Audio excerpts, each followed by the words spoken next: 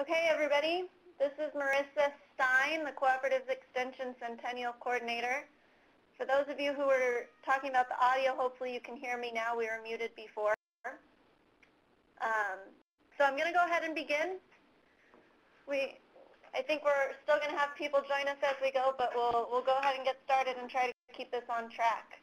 For those who didn't hear before, we're expecting this meeting to go about 30 to 40 minutes. And then we'll have some time for questions after. I'm seeing that my audio is very quiet. I know that, so hopefully you can turn the audio up on your own device. I'm talking as loud as I can through our ReadyTalk machine. It has something to do with how ReadyTalk loops in with Adobe Connect.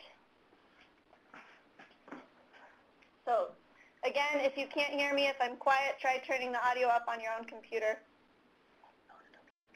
And also on Adobe Connect, you should have a volume adjust as well. So let's go ahead and get started. Again, my name is Marissa Stein. I'm the Cooperative Extension Centennial Coordinator. I'm so glad that we have over 100 people joining us today. That's really fantastic. We're really excited that you could be here. We wanted to talk to you a little bit about the Day of Science and Service on May 8th. So as you know, Cooperative Extension is celebrating its 100-year anniversary on May 8th of this year. And I have Yana Valachovic here, our Forest Advisor and County Director from Humboldt and Del Norte counties, as well as Rose Hayden-Smith, our Food Systems Initiative Leader and Advisor in Ventura County. They both have been so instrumental in getting the Centennial up and off the ground and getting going and running. They are the committee co-chairs for the Cooperative Extension Centennial Committee. And we're here to talk to you a little bit about the Day of Science and Service today. So we know that there have been a lot of questions. What is it? Why are we doing it? How is it going to happen? How can I be involved? And we just wanted to clarify some of those questions for you today. So as we're trying to get the slide to advance, I'm just going to go ahead and tell you that we're going to start off by giving our historical background. What's our history with Cooperative Extension? How did we get to be to where we are today? What is our Centennial all about? And what's our history with citizen science? What's happening on May 8th? How can I participate? What's my anticipated payoff from participating in PACE? What is the division hoping or expecting with this big citizen science project on May 8th? And then what's your role? How can I in my county or in my campus or on my rec, how can I participate? And how can I play a role in making sure the May 8th Day of Science and Service is a success? And then at the end, we'll direct you to some resources, help you plan an activity or an event in your county. So I'm going to turn you over to Rose Hayden-Smith, our resident historian right now, to talk a little bit about the Day of Science and Service, or the history of Cooperative Extension and how we got to be to where we are today. Hi, this is Rose, and thank you so much for joining us. We know how busy you are. I've been scrolling down the list of participants, and it's so exciting to see so many of you from across the state, and that's our real strength, is that we are across the state. We are a network of educators and scientists and researchers, and what we hope to bring with this Day of Science and Service to people is sort of that gift that we have about community engagement and science. So in 2012, we celebrated the 150th anniversary of the Morrill Land Grant Act. And I know by now you all know about this, and it was signed into law in 1862 during the Civil War by President Abraham Lincoln. And it actually created the foundation for public higher education in the United States. And essentially the federal government gave states land to sell to create what were called land-grant institutions to provide agricultural education and also education in the field of what was then called mechanical arts, which would have been engineering and sort of more technology fields, but agriculture. And one of the reasons this was done nationally is because, during the Civil War, 58% of Americans were farmers or were engaged in agricultural enterprises. So it was very vital, and again, it was very democratizing. So we all know about the Hatch Act in 1887, and that was sort of an additional piece of legislation in the trajectory of legislation that led to the creation of cooperative extension. So the Hatch Act provided federal funding to create the ag experiment stations to address the problems. Some people frame it as of rural life, but really the problems in rural life back then were also urban problems, and because they're linked inextricably.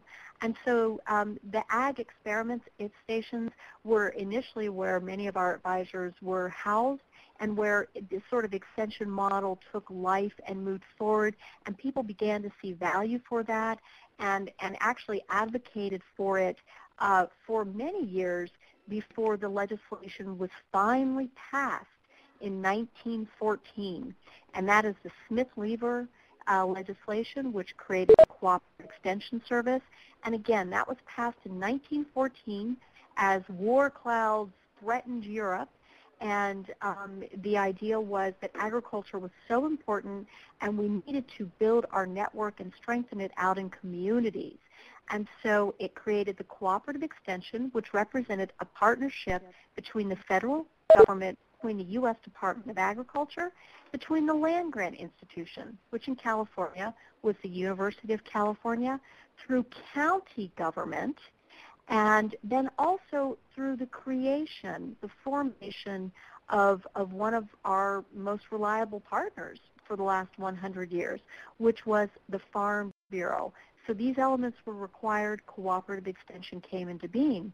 Now, although the legislation wasn't officially signed until 1914, there were institutions, including the University of California, that anticipated that it would be signed. And so Yana will tell you in a little bit about her county's history, because her county was the first county in California that got a cooperative extension service in 1913, predating.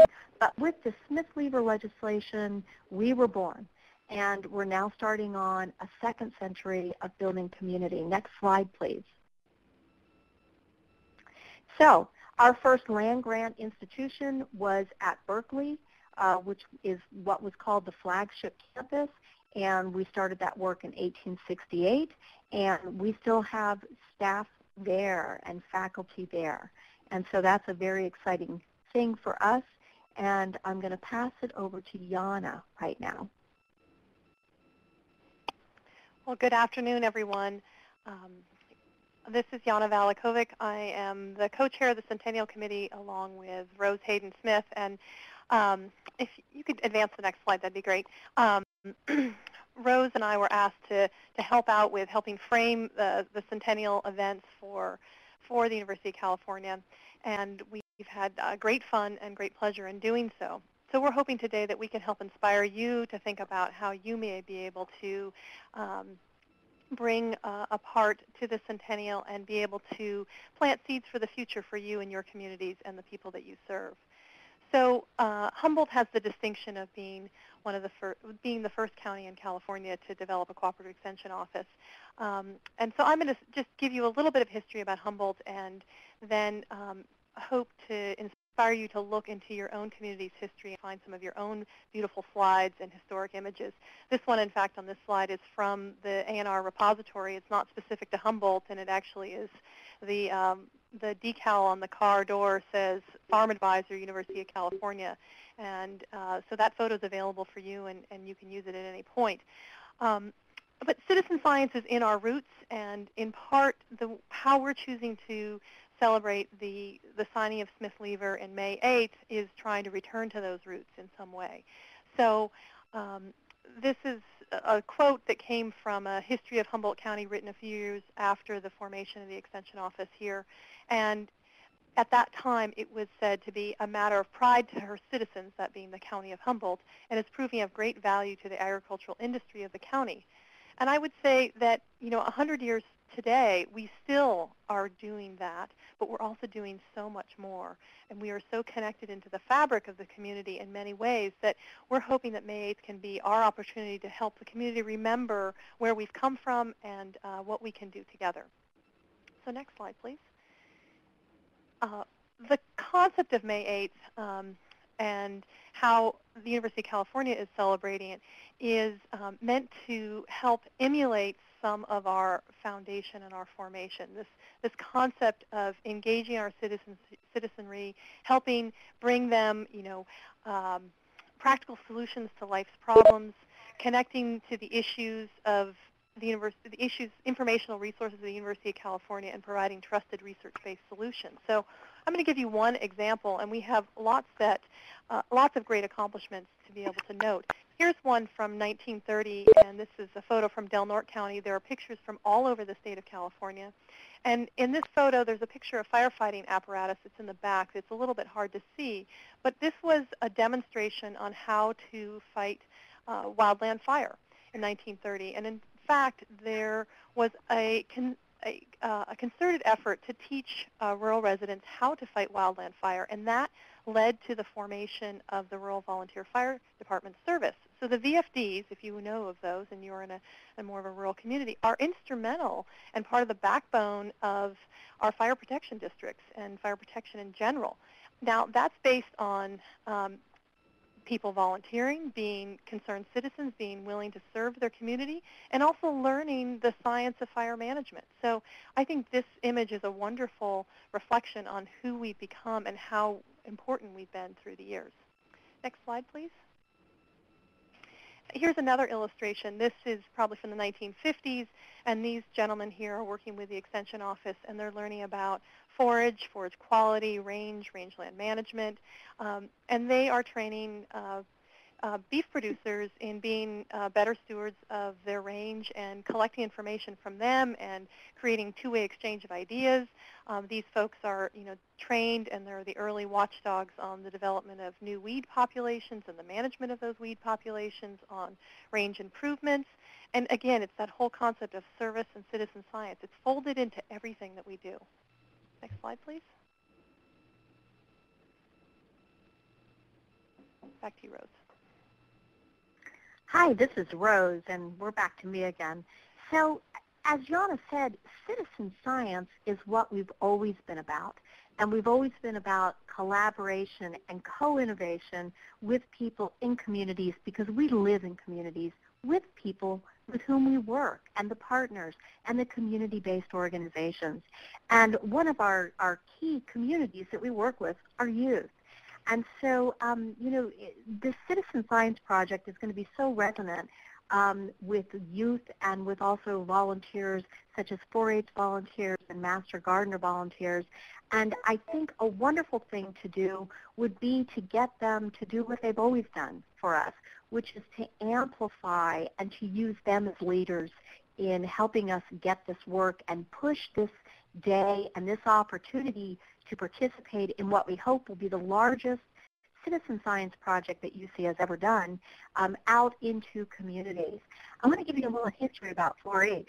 And again, 4-H, the youth work around extension and land grants sort of predated the legislation because the need was there. And in Ohio in 1902, the first clubs that would become 4-H were organized, and they sponsored corn seed variety trials and canning clubs. In Ventura County, we had pig clubs and things like that, and gardening clubs. And these clubs promoted the learn by doing model that was promoted by extension leaders in our history, like Seaman Knapp and Liberty Hyde Bailey, and then also larger educational themes than sort of present in society that were promoted by national leaders and educators like John Dewey. And this sort of inquiry-based learning that now you see in the 4-H program, we have this incredible set program and other places STEM and the concern with science and youth and participatory research. This is a very rich opportunity to build on our history, but also show how forward-thinking and progressive we are.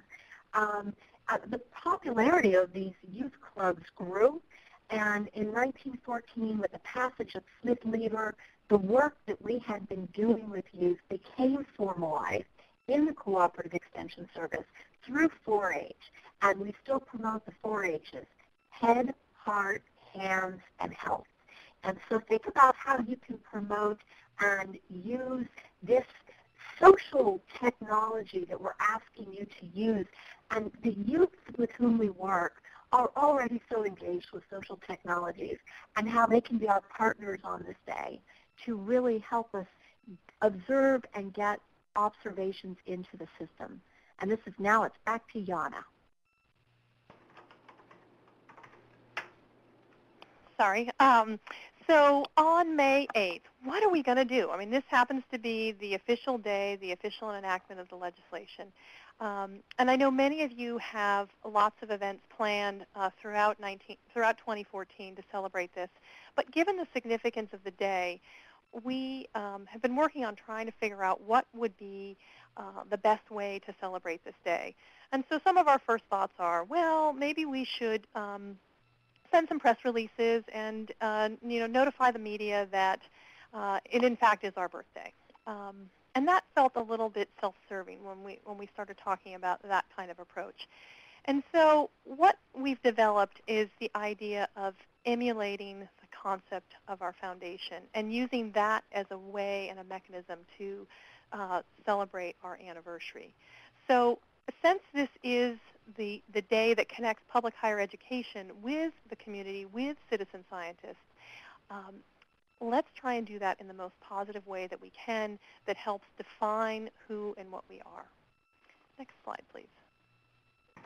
So on May 8th, we would like everyone to be a scientist, and we would like you to help all of us reach out to the people and the groups that we already work with and people that perhaps might know of us but don't know us well, and maybe some brand new audiences, so that they can help learn more about what the University of California Cooperative Extension System offers and more about some topics that might be of interest to them. This conference is being recorded. But basically, we're looking at this as a huge opportunity to try and do something different and to try and reach out to new audiences, connect them with some of the information and the concepts that we have a lot that could be of use to them on around water conservation, around pollination and food systems, and the like, and get them excited, engaged, and crowdsource a bunch of data at one moment where we can learn from each other and thereby celebrate our anniversary in probably the most unique way possible. It also enables us to do some broad press releases, get some media attention, and say, we're doing this in every community. This isn't just happening in Eureka, California. Well, this is happening in Ventura, and this is happening in San Francisco, and this is happening in Vallejo, and this is happening in, you know where the list goes. So I'll turn it back to you, Rose. Now it seems like things are working, and we'll take it from there. Okay, so this is Marissa, so I'm going to step in. So you've heard a little bit about why we're doing this Citizen Science Day, but what exactly is it? Well, back in November, when the Centennial Committee got together and we created this concept for these citizen science projects on May 8th, we started working with our strategic initiatives. And we got our strategic initiative leaders together, and we came up with these 3 questions. One is on pollinators. So go outside, spend 3 minutes, count how many pollinators you see, and then come back and tell us. One is on water, which is a really timely issue right now with the drought. So think about how you're conserving water at home, in your landscape, in your garden, on your farm, in your household, and let us know what you're doing to save water. And the last one, the third one, is on food.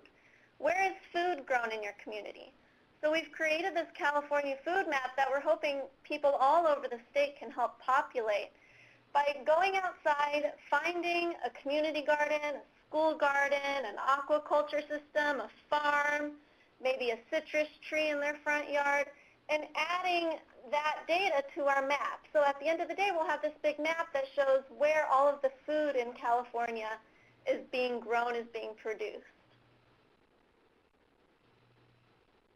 Next slide, please.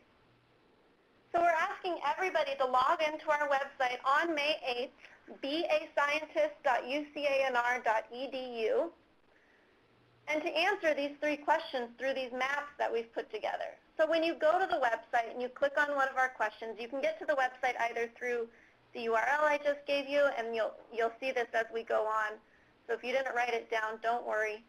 You can also get to this through the Centennial website and through the UCANR homepage. But when you go to the Be a Scientist website, you'll see these 3 questions, and for each question we've created this page with more information about this issue, why this topic is important, why should you care, some did you know facts, some fun facts, and then some tips to help you answer these questions. So this page, for example, is the pollinators. So we have some pictures down below of what pollinators look like.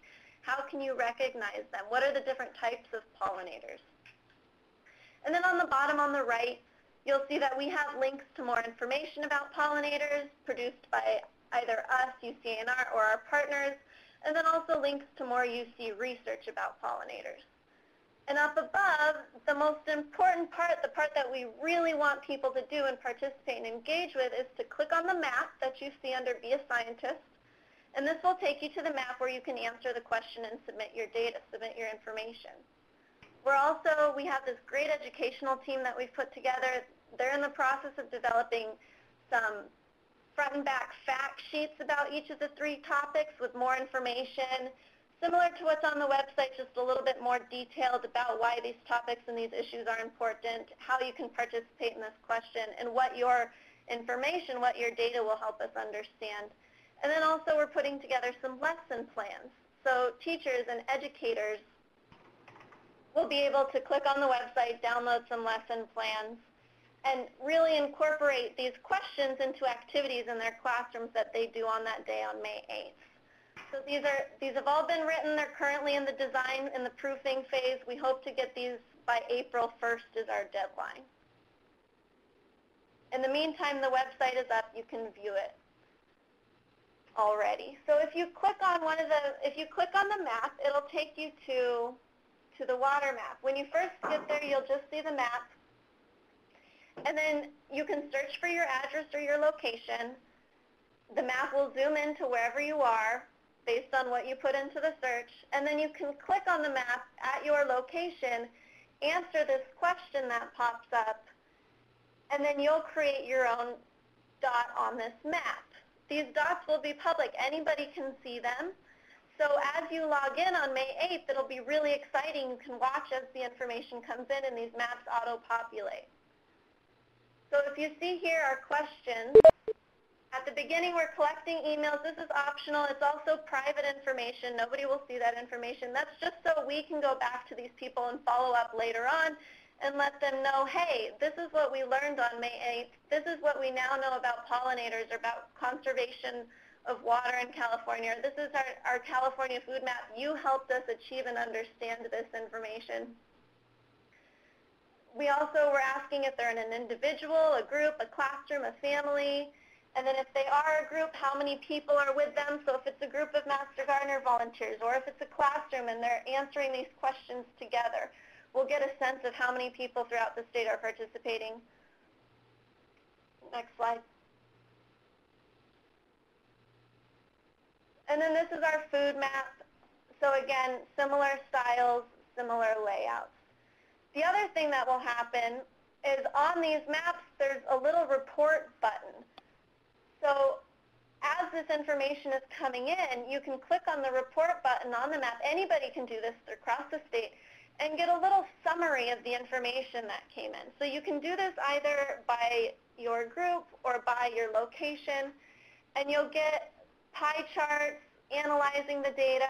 You'll get some bar charts, some bar graphs, and just some sample analysis, some very basic analysis of the data, just so people understand the enormity of the information that's coming in, and so they understand what this information means and what we're going to be able to do with it. I'm going to pass it over to Yana now to talk a little bit about the anticipated payoff. Thank you very much. So, if any of you have participated in the Christmas bird count, for example, think of this as similar to that, or and to any other kind of crowdsourced information. I don't know the exact significance of how large this effort is, but I'm starting to think that it could be one of the largest citizen science projects in California ever. If that is in fact the case, I think that could generate quite a bit of buzz within the communities that we work in, and that may help this roll out and play out on its own. Again, today, if you see some things that aren't perfect, recognize that we're all doing this as side jobs to our regular day jobs. We're asking you to do the same. So help us build this and help us make it work. And I think when we put all of our minds together and the whole arm of the cooperative extension system together, just think what we'll be capable of creating. So really, what is the anticipated payoff? We hope to, since this is all being collected through an online portal, all the data is real time. It's loaded into a geographic information system. So we're going to have a very nice data set, and that will tell us quite a bit about the communities we serve and what they know and what they think about some important questions. That may help us inform our own outreach and educational programs. That may help us set some program priorities, for example. It will certainly enable us to reach some new audiences and connect them to the university in a way that they perhaps have not done, and to demonstrate what citizen science is about, and I think furthermore help demonstrate our relevance. Of course, we're hoping to get a bunch of media attention with this, and knowing that we are doing something statewide and not just in your own community, that has a lot more attraction when you're trying to market a press release to your local media. If we can get some local press, we'll largely get some exposure also to important decision makers in California, so we hope to get some legislative exposure. And all of that combined together should create quite a bit of buzz about the concept of citizen science and the significance of having this incredible cooperative extension system in California for 100 years. Next slide, please. So, some other things to think about. This is brand new. We've never done anything as a cooperative extension system like this. Will it be perfect? Probably not. Will we learn a lot from it? Absolutely. And so I really hope and I ask you to join us in trying to do something like this. The ability to crowdsource, the ability to do instant polling across a lot of communities of color, of geography, of, the wide expanse and the diversity that California has. I mean, what an incredible opportunity we have here. We don't know how many people we're going to reach, but I ask each of you to reach out and to help us populate these 3 polling questions. Barbara has high hopes for us. I have high hopes for us, but it's going to take every one of us to reach out and try and bring some people into this equation. It could be people in your own community, in your family. It could be in your service clubs that you serve. It could be organizations that you work with. This is our opportunity to try and emulate our purpose, and I think we should look at this, learn from it, and see how we can do this better after we do it the first time. There's no opportunity to do a dry run. This is going to be our dry run and our home run, hopefully all together. It will also bring us an opportunity to get more of our University of California Cooperative Extension branding out there. We need all the brand recognition that we can get, and so any chance we can have to share that brand recognition is super important. I know that as a county director in my own community, I have been able to ride on the coattails of past county directors who did a really good job of letting the community know who we are. But as the population of California grows and it diversifies, it takes concerted effort to continue to educate people about who we are and what we're capable of. And when they find out what we are and what we're capable of, they all absolutely love what we do. But we don't want to get marginalized, and so we need to reach new audiences, and I ask you to help us do that. So in closing here, it also gives us a chance to demonstrate our ability to be a leader in technology and innovation. And from this, I hope we will, reap great rewards and great fruits. Next slide, please. So this is Marissa again. So what's your role? So we have over 120 people logged into this webinar right now from all over the state, from our county offices, our recs, our campuses. What's your role? Well, good question. Number one, we want you to participate. If you have a family, if you have a classroom, if you have a company, a business that you partner with or that you work with, if you have kids at home, get them involved. Do this at home in the morning before you go to work. Do this in the evening when you get home and you're eating dinner. Participate yourselves. Get your families, get your neighbors, get your communities to participate. Professionally, we want you to tap into your local contacts. If you partner with schools, if you partner with businesses or organizations, reach out to them. Let them know that we're doing this. Let them know about our materials. Send them a letter. Send them some information.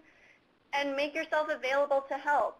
Organize something in your community. If you're a Master Gardener Coordinator, organize a pollinator walk. If you are a 4-H club, organize a walk at a community garden or a demonstration garden, or teach people about water that day. If you're an FNEP, a nutrition educator, get out into the classrooms and teach a little bit about why it's important to know where our food comes from.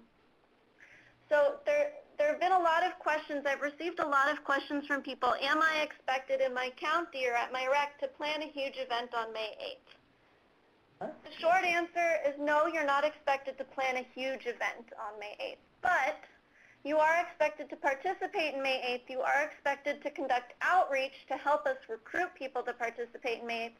And we're really hoping that you plan local activities on May 8th. Like I said, these don't have to be large-scale events. They could be small activities. If you have a demonstration garden, open it up to the public that day.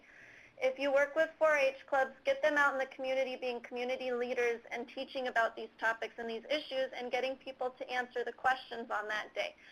If you work with classrooms, get your local schools to participate.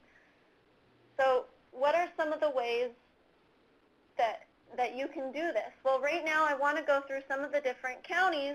We've just picked very few examples. We have so many of our counties and our recs and our campuses already planning things for May 8th. I just want to give you a few examples, and I'm going to call on Rose and Yana to provide the first two examples, talking about what they're doing in Ventura and Humboldt and Del Norte.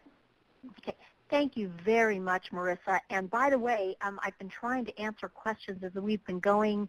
And so Sabrina, Maxwell, Jim Coates, Allison Kent, and Solano County, we will have follow-up answers for you. But for whoever's calling in or writing in from Solano, we will download this PowerPoint and put it on the Centennial website. And then someone asked earlier if it could be shared with volunteers. Please share it with volunteers, because in many of our counties, we are relying on Master Gardener and 4-H volunteers and 4-H youth participants to help get this out there and be guides to the sort of technological system. Khalid, you asked about the deadline. People will be able to input data after May 8th. And in fact, we have several counties who are having their sort of Citizen Science Day after May 8th, and we have some, I think, that are having it before May 8th. So actually the system will begin being populated with data before May 8th. We're hoping that May 8th will be a huge surge, and we plan to sort of use some of the skills that we developed last April for around the use of social technologies and the Global Foodishness Forum to really promote sort of the social aspect of this so that we can get broader participation. So I'm based in Ventura County, and we have a really good setup there because we have a really beautiful rec that you can see from the picture. And this picture was actually taken by my daughter when she was about, 12 years old, and it won an entry at the fair. It was very exciting. And we also have a county extension office. So we're doing a bunch of things in our rec, and I'll explain them briefly. But we're also doing some things out in the community. So, for example, one of the things we're doing out in the community is our 4-H program works with a school called Foothill Technology. And we have a high school garden there that we've been working with them to develop, and an educational program around sustainability. And they've got 3 high school classes. So it's about 100, 115 students involved in that project. And then at the same school site, we have a middle school garden that's a much smaller group of kids. It's about 15. And so on May 8th, all of those students are going to be participating in that activity. So you can see that, okay, right there, we're going to have a number of people participating. So what we're focusing on that day at our rec is that we have different audiences coming at different times. And we are actually arranging to rent some tablets and to have some trained volunteers, and we'll also have staff there at different points, and there'll be educational activities, but there'll also be people there with mobile devices so that participants who don't have smart devices with them or who want assistance can actually be guided and assisted with making their entries. And so from 9 to 11, we're having preschool activities. And every year we have a preschool program. So this isn't a new activity we're creating, but that day we invite not only preschools, but we also have lots of adults that come out with the preschools, whether it's the educators or parents who bring their own preschoolers. And so we'll be having specific educational activities targeted to those audiences around these 3 topics. Then from 11 to 2, we're taking something else that we normally do, but spinning it a little differently, which would be doing school field trips for K through 5, K through 6. And we're right across the street from a school, and we're hoping that that school students might walk over and actually participate. Then from 2 to 5, we're having a community open house. Our master gardeners have some incredible demonstration gardens at the farm. Our farm advisors have research spots there, and it's sort of an all-hands event.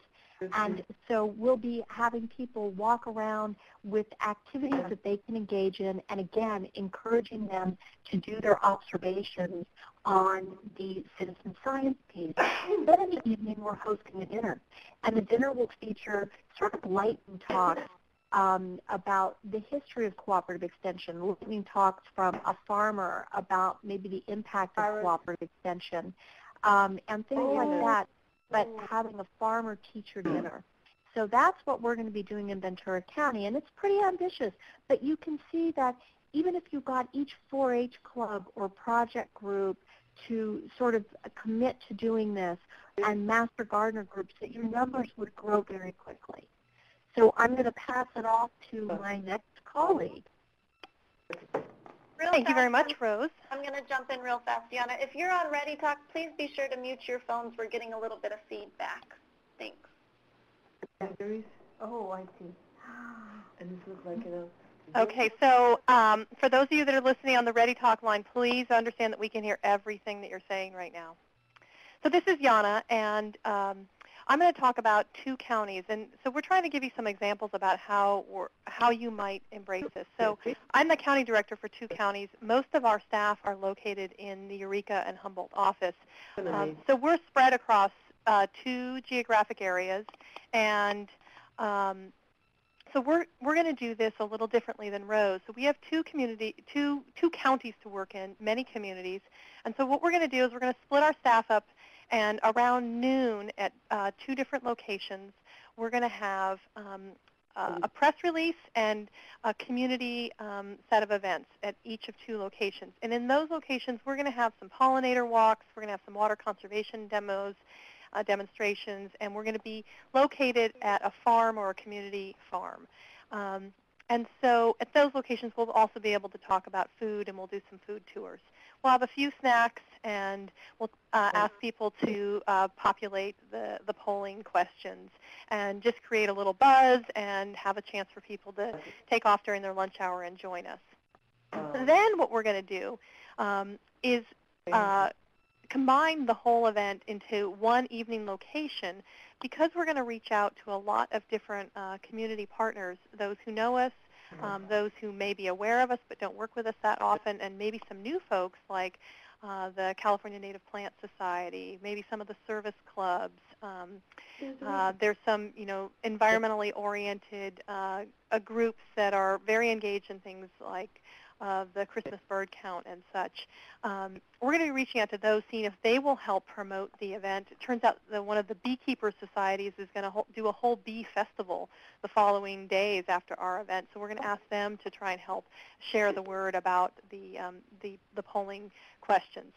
Because we're bringing in all these other groups, we're thinking that in the evening what we'll do is we'll assemble in one location. Those groups can have a little table and share a little bit about themselves. We're inviting a pretty well-known local author, so we'll have a headline name to help attract participation. We'll hear a short talk from them, and then we'll look at the collection of data throughout the day because these websites are updated real time. We'll be able to see how the communities of the North Coast did in collecting data and how the data compares to some of the other communities throughout California. So we're hoping to, collect people that could not join us during the middle of the day, who could come for the evening, who helped spread the word, reach out to some new audiences, and have a little fun, have a little food, and be able to bring them into the fold about, what we do within cooperative extension. So I think we're going to have a lot of fun with it, and we're really looking forward to it. Back to you, Marissa. Okay, so once again, if you're on the Ready Talk call, please mute your microphone. Pound 6 will mute. Okay, so a few other counties, so UCCE El Dorado. If you're here, you can elaborate in the chat box a little bit and tell us what you're doing. But they're planning a big service activity in their community for 4-H clubs. They're also going to be highly engaged on social media and getting people to recruiting participants in data science and service through their social media outlets. They're also planning an evening reception for 350 volunteer supporters and dignitaries that evening on May 8th. So again, this is an example of a big, large-scale event that you could do in your community if you wanted to on May 8th. If you happen to have a big event that day, make sure that you incorporate data science and service and these 3 questions into your event. So for example, at this evening reception, make a 10-minute announcement, ask people to pull out their smartphones and take a few minutes to submit their responses to our 3 questions. Another example of something that you could do in your county is like what Tulare County is doing. They're having a media blitz on May 8th. They're going to be recruiting a lot of local media attention on that day. They have a monthly column leading up to May 8th to help build hype and awareness in their county. And then that dinner they're being recognized, or that evening they're being recognized at a Farm Bureau dinner for their Centennial. Another great opportunity for Jim Solons to get up on stage or somebody to get up on stage and make an announcement, hey, whip out your cell phones and answer one of our 3 questions. This is what we're doing today. Or by that time it'll be evening, so maybe he can talk a little bit about the results that we've found, and this is what we accomplished that day statewide. Another example is Kern County. So they're helping with some outreach at the local level. They're reaching out to their local partners in their local schools. They've started contacting some of the teachers and the principals and their superintendents of schools in their county to send them materials, let them know that materials are going to be coming, and encouraging them to incorporate this at the county level in their classrooms on that day. So some activity ideas, some things that you can do in your own local community. If you're a master gardener, again, have a pollinator open house that day at your demonstration garden. Or if you don't have a demonstration garden, find another community garden. Or a park even. Have people meet you there in the afternoon after work and go on a short little pollinator walk. Take a stop, count pollinators for 3 minutes, and have people either go home to submit their data or whip out their smartphones and do it while you're on your walk. If you're a nutrition educator, Teach short lessons in classrooms, or partner with some of the teachers that you already work with and have them teach short lessons. Let kids know where their food is coming from and why it's important to know where your food comes from. If you have a school that has a school garden, maybe have everybody go out and add that school garden to our California food map that day. If you work with 4-H clubs, 4-H, they're trained to be leaders. Have them step up and be community leaders that day. Maybe they can plan an assembly in their school, or they can plan a club activity, or they can take the Girl Scout approach and have a booth outside of a grocery store and track people as they walk out of the grocery store. Stop them. Hey, do you conserve water at home? Will you participate in our science project and let us know how? So there are a lot of really great activities, ideas out there. A lot of people. I highly recommend that you talk amongst yourselves with your other local county offices. Reach out to us if you need help. We're more than happy to give you some suggestions, or at least direct you to some other counties who may be planning the same thing. And we also want to help you. So if you are planning an activity or an event in your county on that day, let us know about it, and we can get that into our media efforts. So there have been a lot of questions about what we're doing at the statewide level with media. Well, one of the things that we're doing is we're going to be tapping into media outlets. We're going to be helping you recruit local media coverage at the local level, and then if there's a big event, we're going to be doing it at the statewide level as well. But in order to do that, we need to know what you're planning. We need to know what you're thinking. So we've put together several resources to help you do this. Back, please. So if you visit the UCCE Centennial Branding Toolkit, you can see the website there in red. It's ucanr.edu/100brand. You'll see that there are some resources up there already to help you out. So we have a press release template available already. You can adapt this to meet your local needs. We have some postcards. The PDF is available for download, and we're also going to be sending postcards within the next week or two to all of our local county offices and all of our recs. So you will be getting those, and you can use those to do outreach at your local county level. And there's a poster template, so you can print out a big foam core poster. If you've been to the A&R 2nd Street building lately, you know that we have one downstairs in our lobby. That's a great way to let people know as they come to your office or they come to your rec or your campus. They'll see the posters. They'll know what you're planning. Yeah, Coming soon, we will have some outreach letters for partners. We have those being written right now. Again, I've mentioned the fact sheets and the lesson plans.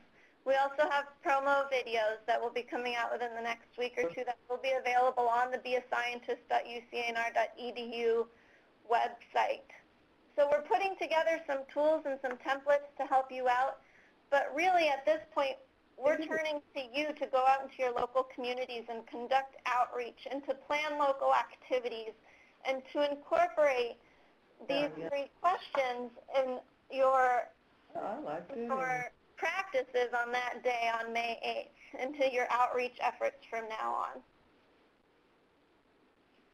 So with that, I want to open it up to any questions. If you have questions, please use the chat box in the Adobe Connect window, and we will answer them as they come in.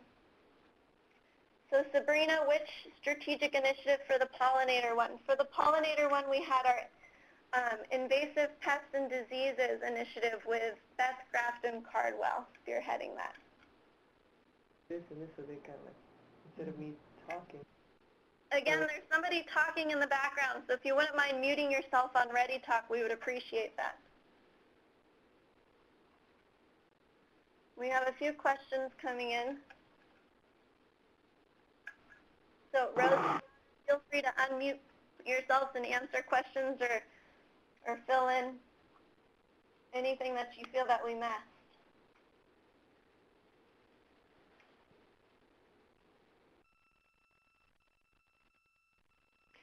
So there's a question, is there a lesson plan to go with the 3 questions? And this is Yana, and the answer is yes. So those Those are being developed with by Stephen Worker and his team, Stephen leads the SET program, the Science, Engineering, and Technology program for 4-H. And so there'll be a set of lessons that go with each of the questions. So there'll be kind of all the collateral materials that you need to be able to share that with other groups so that they can implement them. Hi, this is Rose, and Drusilla has asked if we can answer the questions prior to. Absolutely. Marissa will give you sort of like all clear to go, because we're still making a couple of adjustments because we're testing this. You know, we're doing things like testing what happens when you make multiple entries at one same location, things like that. So as soon as we feel the site is available, we'll open it up, and you can begin populating it at that point. You can do multiple days. There will be events going on past May 8th. And so thank you for asking. That's really good. And the educational materials will be available April 1st, which is Tuesday, and they are superb. The underlying educational materials, they were just developed with a great deal of thought and effort and input, broad input across disciplinary areas, and they look really good. So, Christy, you asked about vintage photos in the presentation and whether or not they're available. So actually, some of those came from Yana. I bet if you contacted her directly, you could get those. But we do have, in our Centennial Branding Toolkit, we do have a link to a repository collection of historic photos. So I'd urge you to visit the Branding Toolkit if you want to find some good vintage photos. Philippe, about funds for campuses, I would encourage you to contact me directly about that. My email is currently on the screen under questions, but I do want to find out more about your event at UC Riverside. So please contact me and we'll talk about that. And then this PowerPoint, I believe Marissa will be downloading it today to the Centennial site. And so if you have key volunteers that you want to share it with, that would be great. We would love that. And Kathy, will responses to the Day of Science and Service be visible as they are entered? Yes. The idea is that on May 8th, anybody throughout the state, as they visit the maps, will see responses to the data. So you'll be able to log into the map and you'll see, for example, the pollinator map. You'll see a bunch of little beehives all over the state where people have submitted their data. Rose, this is Yana. Do you want to tell us a little bit about how the data will be synthesized after May 8th? Well, I think that one of the things that's exciting about how it's being gathered is you'll be able to see it as it's populating. And then what will be going on afterwards is we'll be looking at the data, and a group of us, and looking at the data and then giving back to the public and to people who participated pretty quickly just, you know, sort of what the data said. And, you know, we'll have some different products related to that. Some of them will be out pretty quickly. Some of them will take a little longer to get out.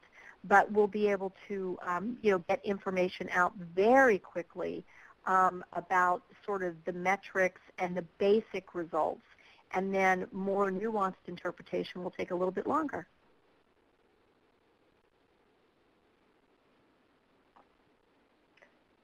And then, Marissa, I'm seeing some questions about material availability in Spanish. Yeah, I was just going to address that. So we are working with our Spanish language news team to translate some of the materials into Spanish. That is something that we want to be able to do. We're, however, not going to be able to translate the maps and the questions into Spanish because of the resources that it took to develop those. But we would like to translate some of our other materials into Spanish. And Marissa, there's a question about collecting data prior to May 8th, and there's also been a question about collecting data after May 8th. Do you want to speak to that issue? Yeah, so the maps are up right now. Technically, you could submit your data right now if you wanted to. I would actually encourage you to go onto the website, play around with it a little bit, try to submit something, see what happens. So we do have plans to clear the maps the morning of May 8th, I believe. Dave Krause is typing, so he can clarify. But we do have plans to clear the data on April 1st, okay? And then all of the data will be time-stamped. So for example, the pollinator question, we really want the data to be specifically on May 8th. We want it to be a one-day data set. For the other two questions, it doesn't matter as much. But all of the data will be time-stamped. Once we get this data collected through these Google Maps that we've developed, we can then export it into a spreadsheet and sort by date and time. So frankly, it doesn't necessarily matter when the data is submitted from a research point of view, because we'll have it all time-stamped. From an outreach and a statewide point of view, we would love it to really make this a big hype on May 8th. So the more people we can get participating on May 8th rather than other days, the better. That will give us a much better opportunity, a much better probability of having big media hype on that day and making a big splash on May 8th. So yes, you can input it before and after, but we would highly encourage you, if possible, to do it on May 8th.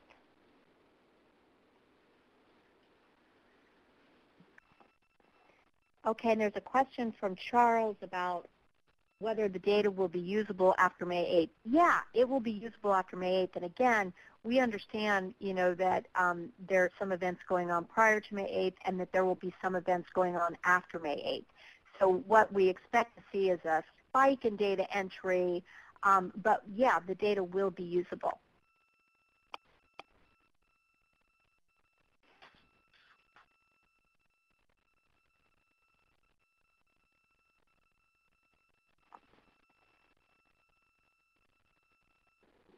Thank you, Charles. It looks like we have one more question coming in. We're just about at time, though, so this may be our last question. But I do want to say that, again, this webinar will be available in the Centennial Branding Toolkit. If we can go back 2 slides, you can see the website in red, ucanr.edu/100brand. I would also highly encourage you to visit that if you want some flyer templates, some poster templates, press release templates, and the Day of Science and Service postcards as well. You can also go to the website beascientist.ucanr.edu.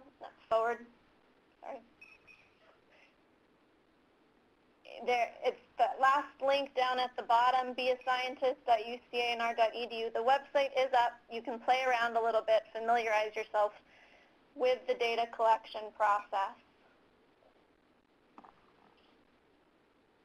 So, Brooke, do you expect to replicate the pollinator event every year from here on out for comparison, or is this a one-time event? That's a great question. And I will tell you that we would love to be able to replicate this every year. A lot of that will depend on how this May 8th goes. We're sort of using this as our pilot program. If it works out, then yes, we hope that we're paving the way for larger annual citizen science projects to occur with Cooperative Extension and UCANR as a whole. But right, and I would also say too, Brooke, that we have programs like Master Naturalist program that use technologies and mobile technologies, and so clearly this is a more system-wide effort for us, and we're hoping that we're going to be able to continue to do it. So just to refresh, there will be coming partner letters, letters that you can populate and personalize yourselves to reach out to those community partners. There'll be those postcards. There's some video vignettes. So there'll be lots of materials to help you create some buzz. There's some press releases, a number of activities. But it can't all come from the main core of ANR. We really are going to need everyone to add their part, and together we can make something that's far greater than any one individual can do. So I really appreciate everybody's time today, and I look forward to making quite a splash on May 8th and really seeing what we're capable of as a whole integrated network.